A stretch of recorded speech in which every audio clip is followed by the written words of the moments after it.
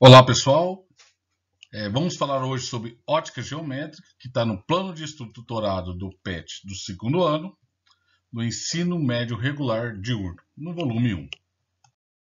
A ótica é a parte da física que estuda a luz, os fenômenos luminosos. Esses fenômenos luminosos que a gente não leva em consideração a natureza da luz é o que estuda a ótica geométrica, é o que vamos ver a seguir. Falando agora sobre fontes de luz, elas podem ser primária ou secundária. Primária é aquela que emite a luz, tá?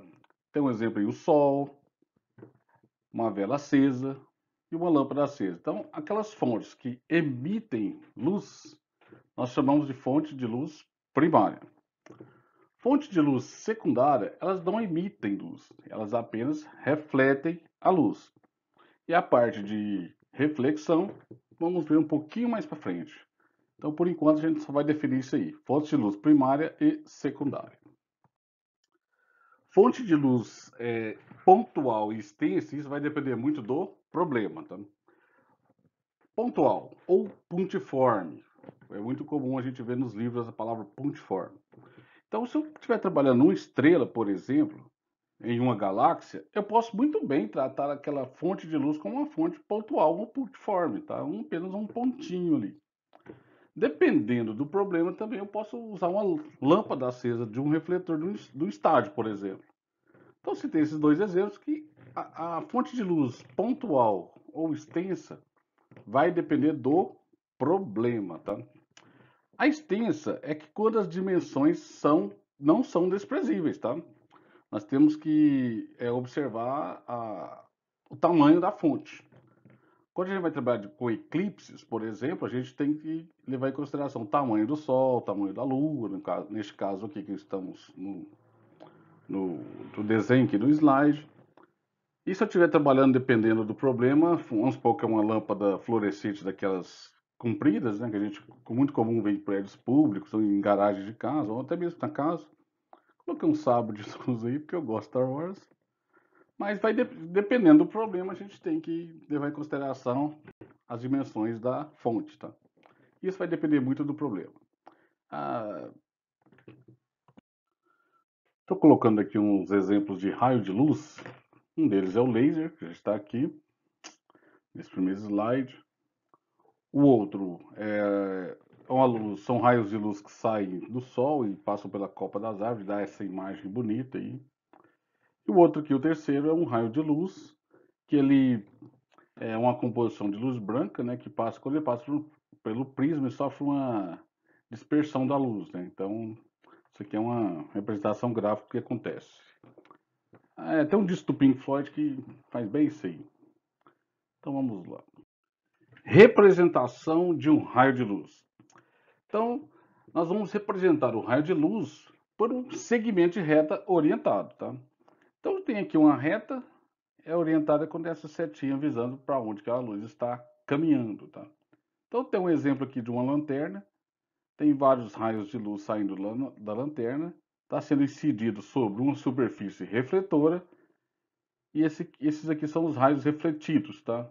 Então, para a gente representar os raios de luz que saem da lanterna, fica difícil de desenhar, né? Então, é melhor a gente representar por retas orientadas, que fica mais fácil. Então, a gente representa um raio de luz com segmento de reta orientado. Então, vamos falar sobre feixes de luz. O primeiro exemplo aqui é uma vela. Como a vela ela emite luz em todas as direções aqui em volta da chama dela, a gente pode falar que é um feixe divergente, tá? De um único ponto, ele emite para várias outras direções.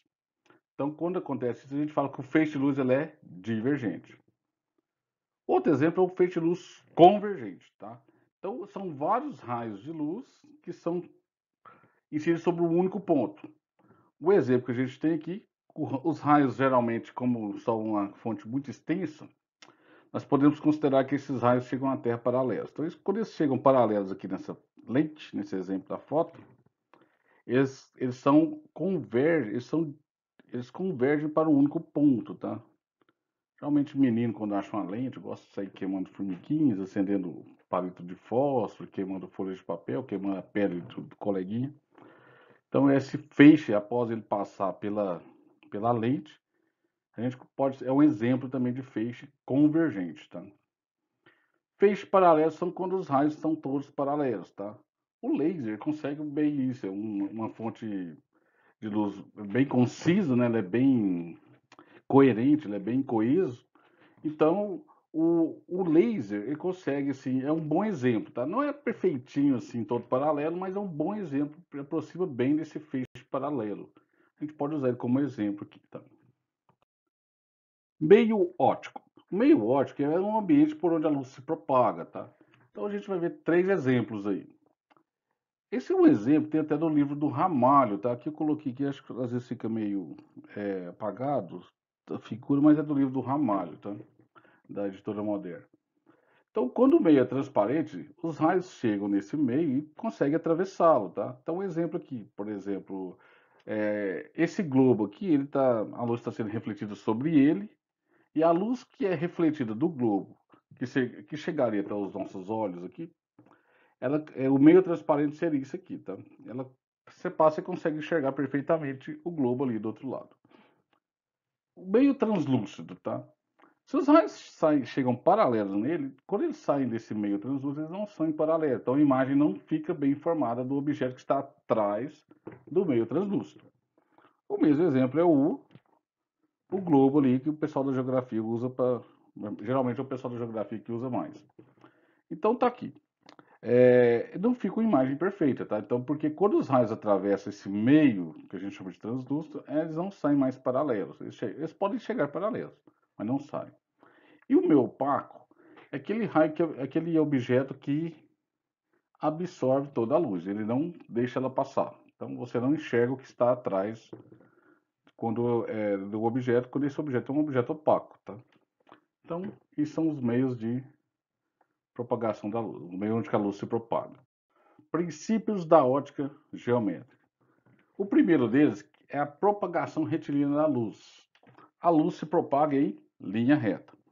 O exemplo que a gente tem aqui, se eu colocar 3 objetos opacos aqui, com um furinho no meio, e esses furos estiverem na mesma direção, um observador aqui vai conseguir enxergar a chama da vela que está atrás desse terceiro objeto.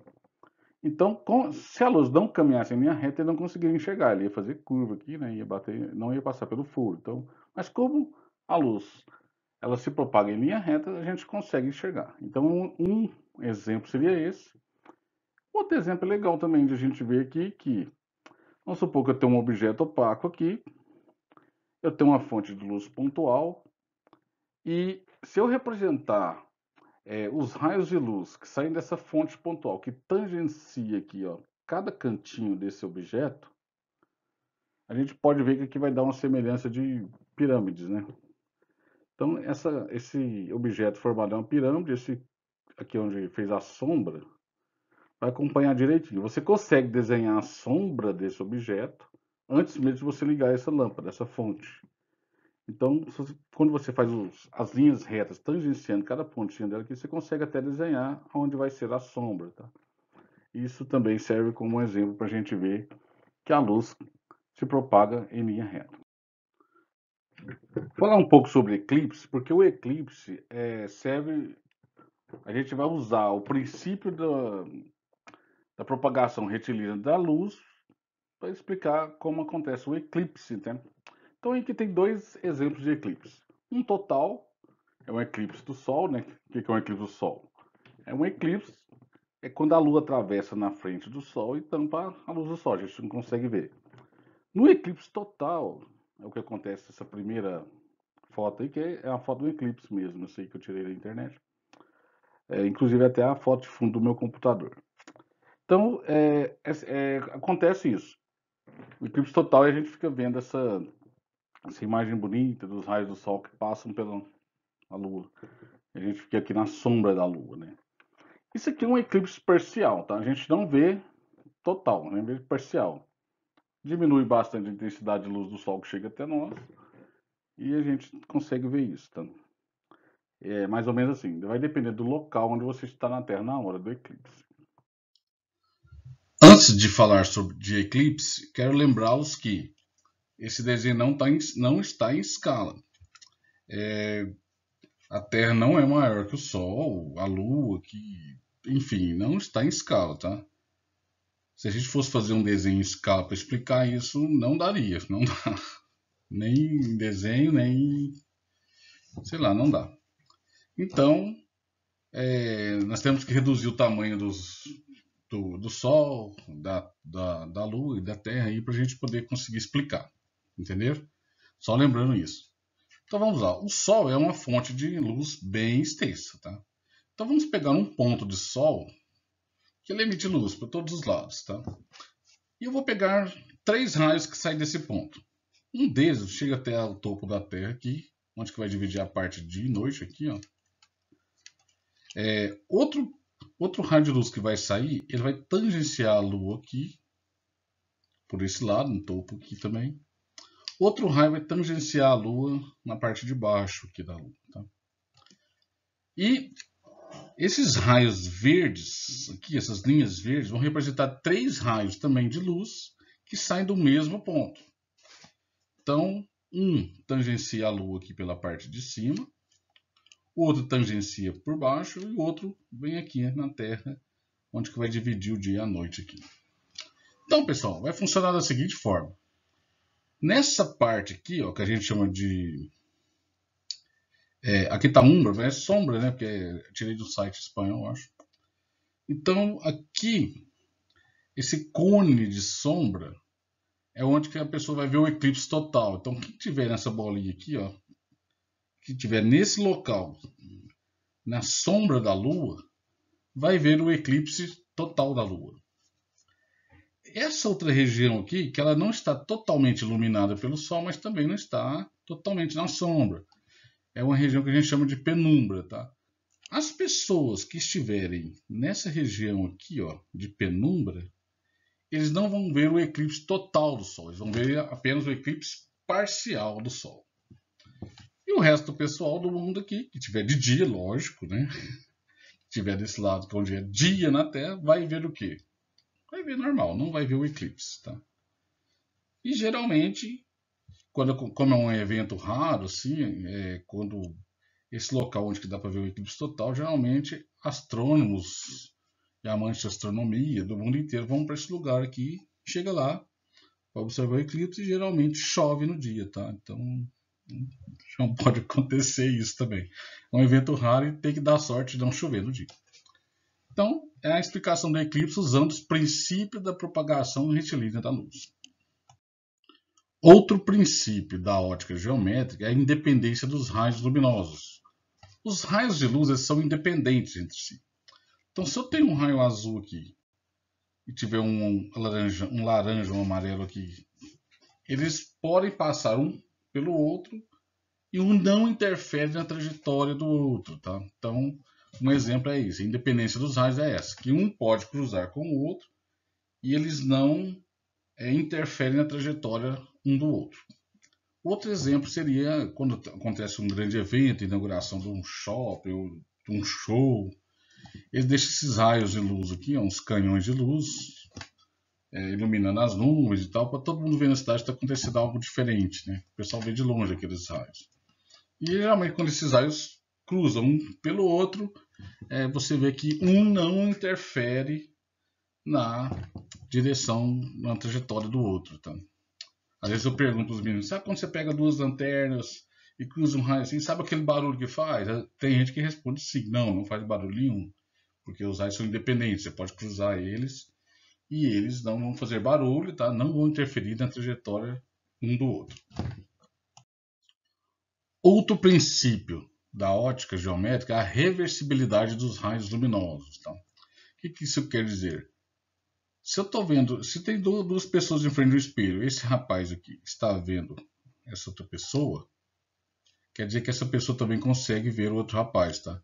Isso quer dizer que o raio de luz que sai daqui, e parte da superfície refletora e volta até aqui, ele consegue fazer o mesmo caminho de volta, tá? Então, se tem uma pessoa aqui e outra aqui, e um está vendo o olho do outro, quer dizer que o raio de luz que refletiu um foi até a superfície efetor e chegou até o olho da outra pessoa, tá? Então, o raio consegue fazer esse caminho. Se ele faz esse caminho de ida, ele consegue também fazer o mesmo caminho de volta, tá? Mesma coisa quando acontece num carro, no segundo exemplo aqui. Então, aqui está o motorista do Uber, está aqui o rapaz que pegou o Uber aí com o motorista, e geralmente quando ele olha no retrovisor, o rapaz aqui olha, consegue ver o olho aqui do motorista. E o motorista também consegue ver o olho do rapaz. Isso quer dizer que o raio de luz, se ele fizer esse caminho, ele consegue também fazer o caminho de volta, tá?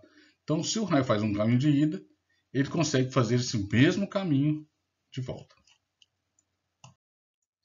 Então, encerramos aqui essa pequena aula para ajudar o pessoal aí. Deixo para vocês fazerem atividades 1, 2, 3, 4 e 5, das páginas 42 e 43, do PET segundo ano, no volume 1. Uma dica importante para a gente fazer essas atividades.